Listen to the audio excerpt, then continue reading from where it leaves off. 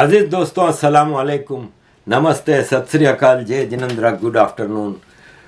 अजीज दोस्तों, 1947 से पहले एक ब्रिटिश इंडिया हुआ करता था जो बर्मा से लेके अफ़गानिस्तान की ड्यूरेन लाइन तक फैला हुआ था, जिसमें नेपाल, भूटान, श्रीलंका ये सब इसी एक ब्रिटिश कॉलोनी का हिस्सा थे।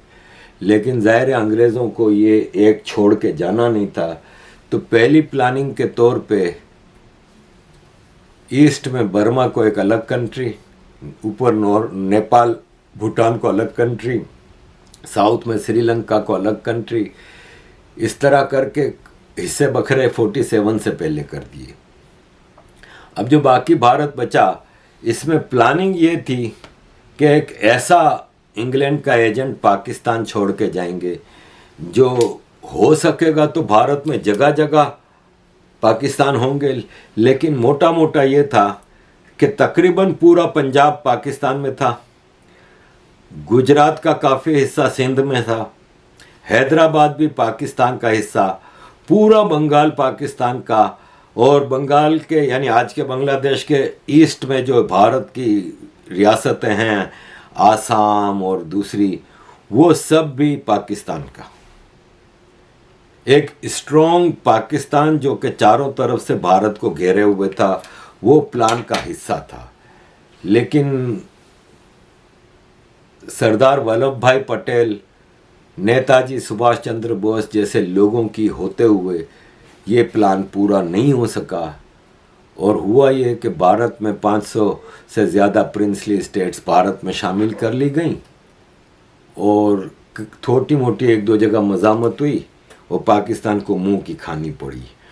अजीज़ दोस्तों, ये हमारे हसन निसार साहब कहते हैं कि अगर पूरे भारत के मुसलमान 47 में पाकिस्तान आ जाते तो आज पाकिस्तान सीरिया जैसा होता और इंडिया अमेरिका जैसा होता। लेकिन नेहरू और गांधी की ये बहुत बड़ी मिस्टेक थी। ये हसन निसार कह रहे हैं। भारतीयों को ये पूरा कॉलम पढ़ने की ज़रूरत है। भारत अमेरिका से बड़ी पावर होता अगर ये मुसलमान का शोषा भारत में ना छोड़ा गया होता। जो आज 15-20 करोड़ भारत में मुसलमान हैं, एक 2 नेशन थ्योरी पे देश बनता है। आपकी ये लॉजिक थी मुसलमानों की कि भाई हमारा गुजारा नहीं है हिंदुओं के साथ, तो इधर ये छोड़े क्यों गए ताकि भारत सुपर पावर ना बने और पाकिस्तान बच जाए। अजीज दोस्तों, ऐसा ही एक और लेख आया है कि कराची 1947 से पहले इंडिया का रिचेस्ट सिटी था। ये हिंदू मेजॉरिटी सिटी था। यहाँ पे हिंदू सिंधियों की, खत्रियों की इंडस्ट्रियाँ थीं, मार्केट्स थीं, जॉब्स थीं। पूरे भारत से वहाँ पे लोग जॉब करने आते थे। 1947 में इनमें से किसी हिंदू सिंधी का भारत जाने का कोई प्लान नहीं था। साईं जीएम सैयद ने इनको वादा किया था कि आपको सिक्योरिटी दी जाएगी, लेकिन जिन्ना ने कराची को पाकिस्तान का कैपिटल बनाया, जबकि उस वक्त हिस्टोरिकल लाहौर इतना बड़ा शहर था, इतना हिस्टोरिक था। ऑलरेडी लाहौर महाराजा रंजीत सिंह की जो राजधानी थी ये। इसके अलावा मुग़लों के दौर में इतना बड़ा शहर था। अब लाहौर को बनाते, लेकिन एक डिज़ाइन के तहत कराची को बनाया गया, और कराची में जिन्ना लियाकत अली ख़ान जब यहाँ पे हुकूमत बनाने लगे तो इन्होंने देखा कि यहाँ तो सिंधी हिंदुओं का राज है या तो पारसी हैं, और ये पूरे इकोनॉमी को कंट्रोल कर रहे हैं। तो यहाँ पे बलवे कराए गए, और बलवे करा के सिंधी हिंदुओं को मारना शुरू किया गया। तो ये जो कारोबारी लोग होते हैं ना, वो वायोलेंट नहीं होते, और ख़ास तौर पे हिंदू तो वायोलेंस से दूर ही रहते थे। तो ये सब बेचारे रातों रात अपनी प्रॉपर्टियाँ, अपनी जायदादें, अपना सामान, अपनी इंडस्ट्रियाँ, अपने बिजनेस छोड़ के सब इंडिया भाग गए, और इनके साथ बराबर बुरा सलूक हुआ। लेकिन ये लोग शरीफ लोग थे, काबिल थे तो इंडिया गए लुटे पुटे, लेकिन कुछ अरसा मेहनत करके आज वो फिर इंडिया में एक प्रॉस्पेरस कम्युनिटी हैं। और यहाँ पे जो आए थे जाहिल अनपढ़ लोग, वायोलेंस पे बिलीव करने वाले, उनको सिंधी हिंदुओं का बिजनेस मिला, उनकी प्रॉपर्टियां मिली, इसके बावजूद ये कुछ नहीं कर सके। इसी को कर्मा कहते हैं कि आज पाकिस्तान औंधे मुंह गिर गया है। अजीज दोस्तों, हम थोड़ा सा कंपैरिजन कर लें कि ये देखें, हमें हैरत होती है कि 1960 में भारत का जीडीपी पर पर्सन $82 था और पाकिस्तान का जीडीपी 1960 में पर पर्सन $83 था।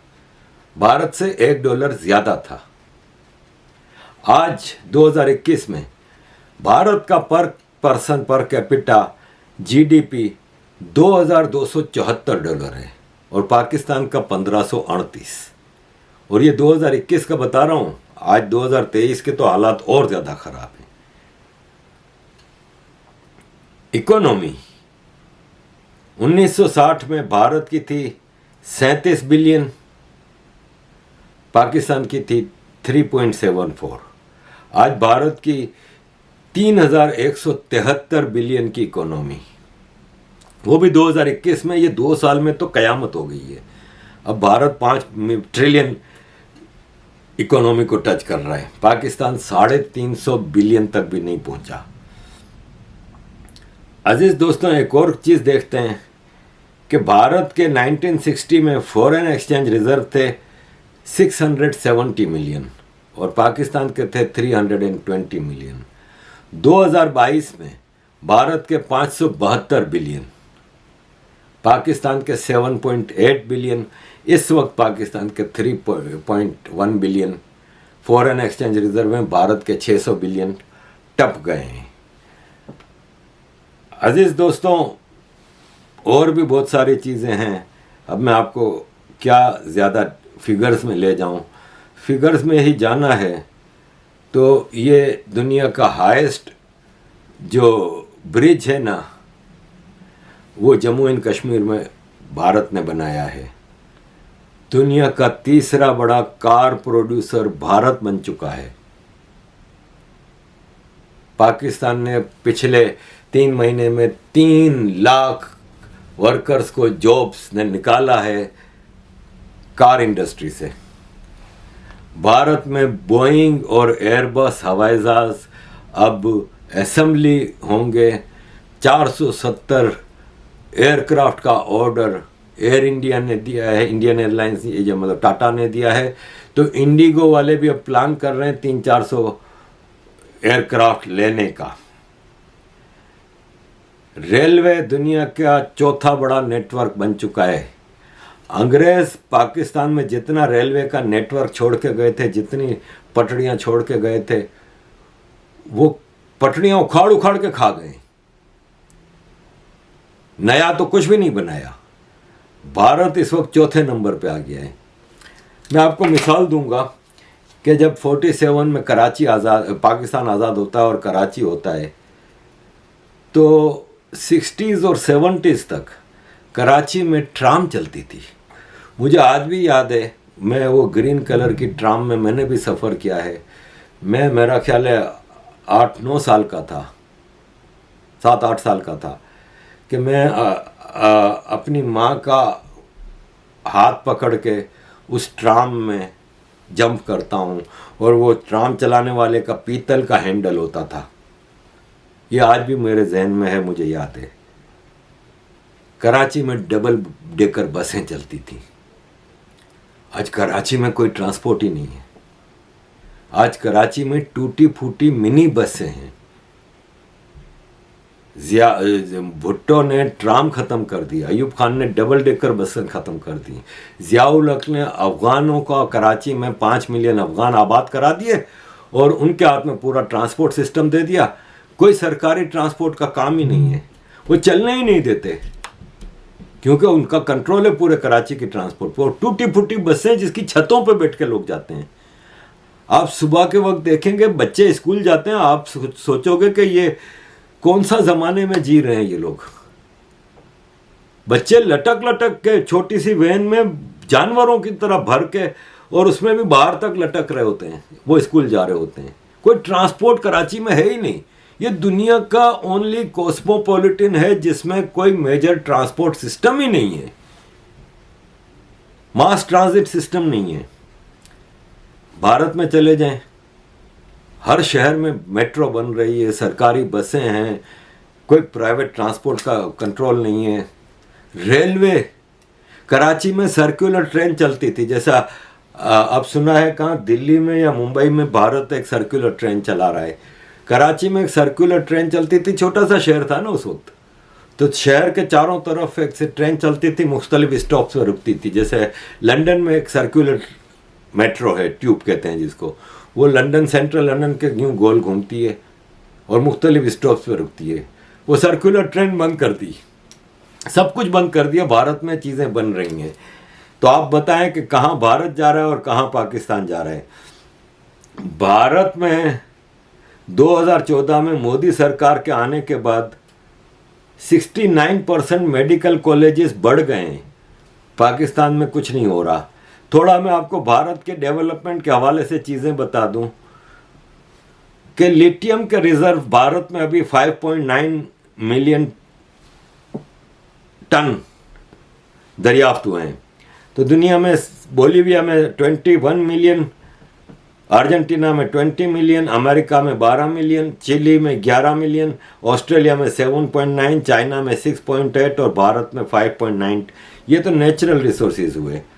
भारत की फूड एक्सपोर्ट पिछले एक साल में 25% बढ़ी है, और सबसे ज़्यादा जो एग्रीकल्चर फर्टाइल लैंड थी वो सिंध और पंजाब पाकिस्तान का जो है उसके पास थी, लेकिन पाकिस्तान आज इंपोर्टर है फूड का। भारत की फोन एक्सपोर्ट खाली अप्रैल 2022 से अक्टूबर 2022 तक डबल हो गई। 5 बिलियन की एक्सपोर्ट कर रहा है भारत मोबाइल की। अप्रैल अक्टूबर 2021 में 2.2 बिलियन थी, और इसी पीरियड 2022 में 5 बिलियन। चाइना और वियतनाम दुनिया की सबसे ज़्यादा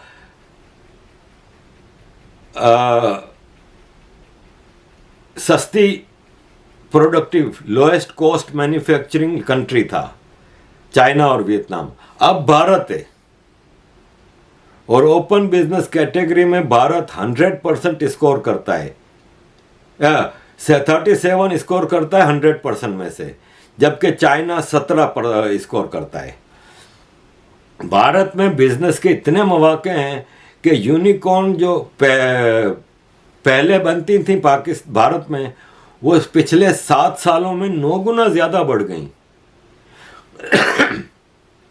2016 तक 12 यूनिकॉर्न्स, 2023 तक 107। $12 बिलियन का स्टार्टअप फंडिंग होता था, आज 24 बिलियन। इंडिया की फार्मास्यूटिकल 8 साल में 2.5 गुना ज़्यादा प्रोडक्ट बढ़ गई है। मैं डिटेल में आपको नहीं बता रहा, छोटे छोटे फिगर्स बता रहा हूँ। वंदे भारत ट्रेन अब यूरोप, साउथ अमेरिका और ईस्ट एशिया में 2025-2026 में एक्सपोर्ट की जाएंगी। इंडिया का नॉर्थ ईस्ट जो है उसके पास अब 16 एयरपोर्ट हैं। 2014 तक 9 थे, 7 एयरपोर्ट खाली इन 7 सालों में बढ़े हैं।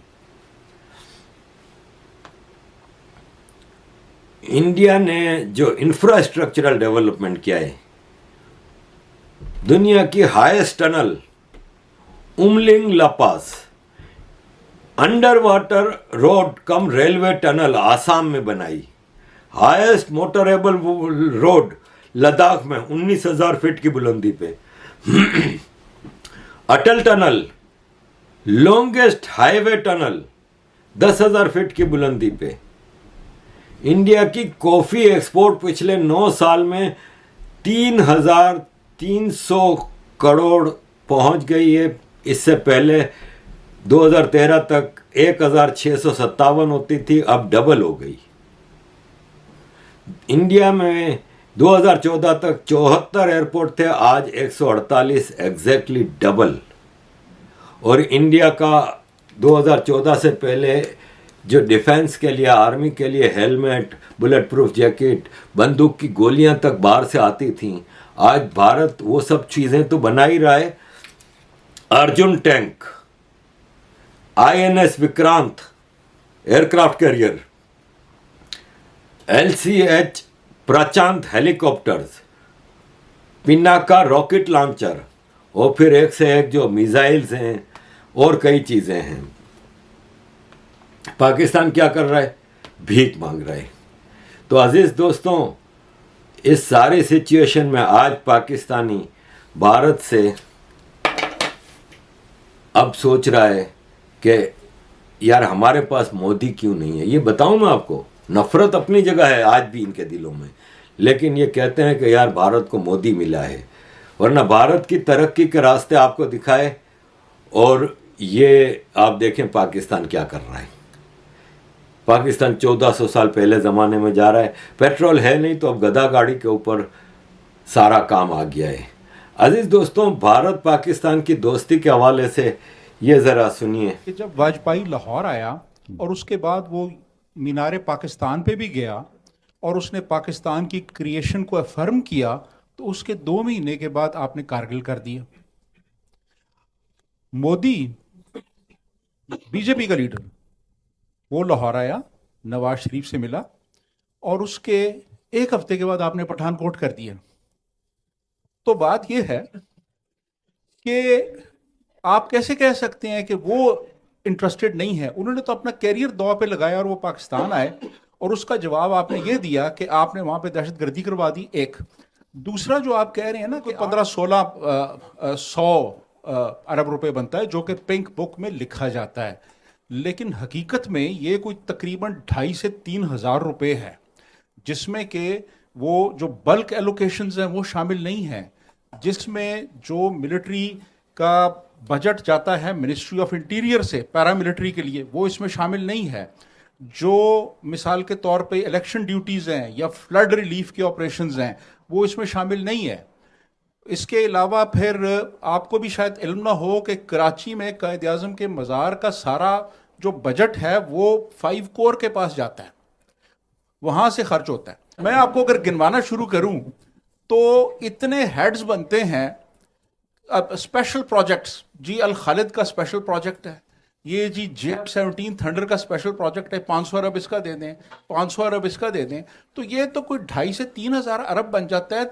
6,000 अरब रुपया FBR इकट्ठा करता है अंदाजन, उसमें से 2,500 से 3,000 फौज ले जाती है और तकरीबन 3,000 हमारा डेट सर्विसिंग पे चला जाता है। बाकी हम सारे जो हैं वो उधार के ऊपर और IMF के ऊपर चल रहे हैं। 8 अरब डॉलर के इस वक्त हमारे रिजर्व जो हैं वो मौजूद हैं, और वो भी मांगे तांगे के पैसे जो है वो मौजूद है। तो इसकी कोई वजूहात जो हैं वो हैं, जिसको आइडेंटिफाई करके आपने रास्ता तो तभी तलाश करेंगे जब आपको पता होगा कि प्रॉब्लम क्या और आप उसको फेस करेंगे। 130 अरब के लगभग इस वक्त आपका जो है कुल बैरूनी कर्जा डॉलर्स के ऊपर 130 अरब के लगभग है। मुझे 3 लोगों में से बताइए कि इस मुल्क के अंदर आपकी नज़र में 1, 2, 3 जिम्मेदार कौन है? फौज, ब्यूरोक्रेसी, पॉलिटिशियन। 1, 2, 3 बताइए कि सबसे ज्यादा जिम्मेदार कौन है, दूसरा कौन सा है, तीसरा कौन सा? Thank you. कौन 1, 2 और 3 होगा मुझे नहीं पता है, लेकिन तीनों रिस्पॉन्सिबल हैं। 2 मुजरिम मैं आपको और नाम बता दूं, फौज, ब्यूरोक्रेसी और सियासतदान। आपने 3 मुजरिम, 2 मुजरिम और भी हैं, जुडिशरी भी मुजरिम है, कि बिजनेस वाला भी मुजरिम है। ये 5 मुजरिम है। सच्ची बात यह है कि 5 मुजरिम है, और फिर अगर एक छठा इजाजत दे तो मौलवी साहिबान भी। अब ऐसे में भारत ने कोशिशें करके देख ली। अब जो लीडर आए हैं भारत के, वो कह रहे हैं यार बहुत हो गया। उन्होंने भी आके नवाज शरीफ से लाहौर में जाके मिले, सब कुछ किया, लेकिन अब उन्होंने कहा यार अब थक गए हम। 75 साल कोशिशें करके देख ली, ये मुल्क सुधरने वाला नहीं। अब हमें ना इसकी दोस्ती चाहिए ना दुश्मनी चाहिए, कुछ नहीं। हम उसको मानते ही नहीं कुछ, वो इस काबिल भी नहीं कि हम उसको अपना दुश्मन भी माने। इतना घटिया और गया गुजरा मुल्क है। अजीज दोस्तों, पाकिस्तान में लोग कह रहे हैं कि पाकिस्तानियों मोदी से नफरत ना करो, आपको भी आज एक मोदी की ज़रूरत है। मोदी जिसने भारत को एक economic, cultural, industrial and financial super power में तब्दील कर दिया है, तो आपको भी एक मोदी चाहिए। ये लालची जर्नल, पॉलिटिशियन और जजेस नहीं चाहिए, हमें भी मोदी चाहिए। या अल्लाह हमें भी एक मोदी अता कर।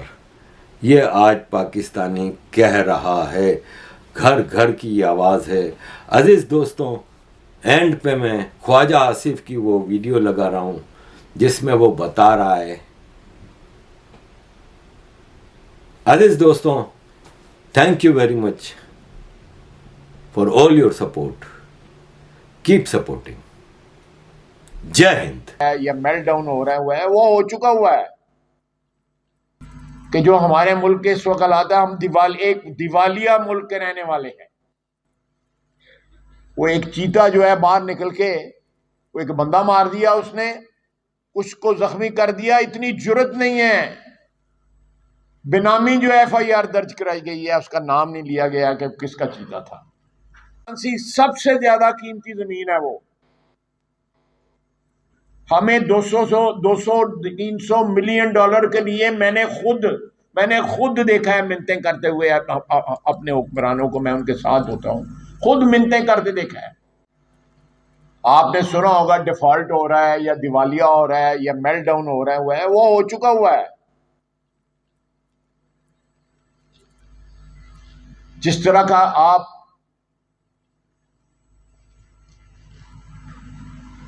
सोशल मीडिया पे मुख्तलिफ औकात में नजर आती हैं बातें, आपने देखा होगा। मैंने चंद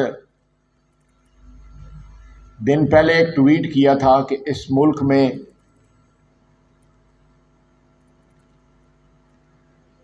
हुकूमत की जमीन पे 1400-1500 कनाल के ऊपर जो है गोल्फ क्लब बने हुए हैं, जिनमें इस मुल्क की अशराफिया जो है वो अपनी शाम बसर करती है।